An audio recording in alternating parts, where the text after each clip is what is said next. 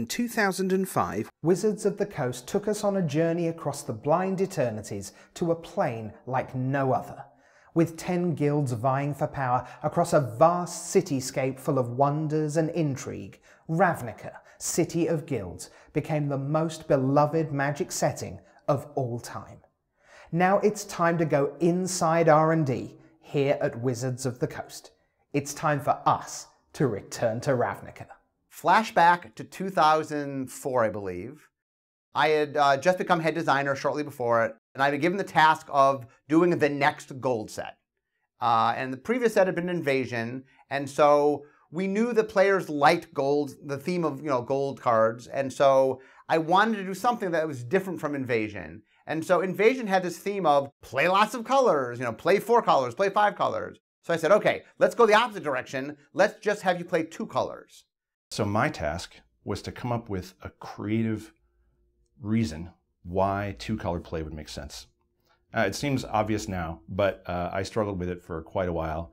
And it was only after a long jog, when my brain was addled by fatigue, that this notion popped into my head of creating a factional identity for each color pair, for each pair of mana colors.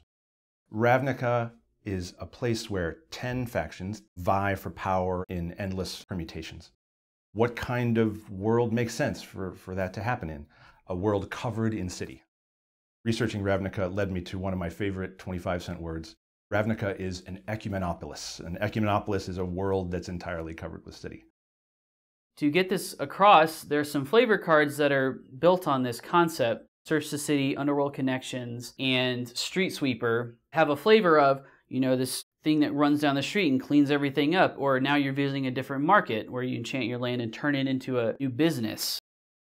Ravnica is able to persist with these 10 guilds for millennia because of a magically binding guild pact. The first Ravnica trilogy was about the dissolution of that guild pact. So now that we're returning to Ravnica, we get to see what the guilds look like without those checks and balances being enforced. So the first Ravnica went over well. Went over very well. And I knew that we had hit something. That the guilds were like gold. The guilds were something that were special. And one of the things that I started doing when I became the head designer is I plotted out many, many years. Randy Bueller was big on me sort of saying, okay, what's the 5-year plan? And so I knew that I wanted to go back to Ravnica, but I felt like, well, I can't go back right away because, every gold set can't be Ravnica. So I said to Randy, well, here's my plan. We'll go somewhere else, and then the time after that, we'll go back to Ravnica. So we planned to go back to Ravnica about a year after Ravnica came out. Like, it was very clear that we had hit something that was really valuable and something we could revisit. Wizards of the Coast does some market research with every set to see how players respond to each set as it comes out. One of the questions we ask is, what do you think of this set's overall look and feel? The general rule is that players love what just came out, and everything else sort of goes in reverse chronological order. So the older it is, the more people have forgotten about it and so forth. But that graph, when we graph the overall look feel of each set, the graph is hilarious because Ravnica is always the exception. Ravnica is number 1, and then the newest thing is second, and then everything else comes after that. So that's the first reason to return to Ravnica. The second reason is that little did we know when we came up with these guild identities, a factional identity for each color pair, that they would transcend Ravnica as a setting.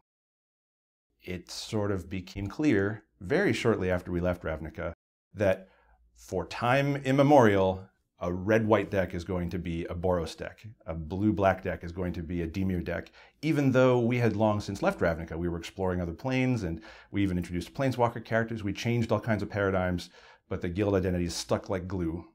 As a result, we have put a lot of our planeswalker characters in Ravnica or associated them with Ravnica in some way. And those who follow the storyline will see those associations.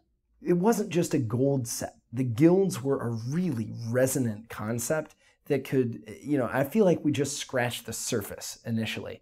And I think that all of that being left open just sort of for the taking, a chance to really reinterpret the world of Ravnica was just kind of begging to be redone.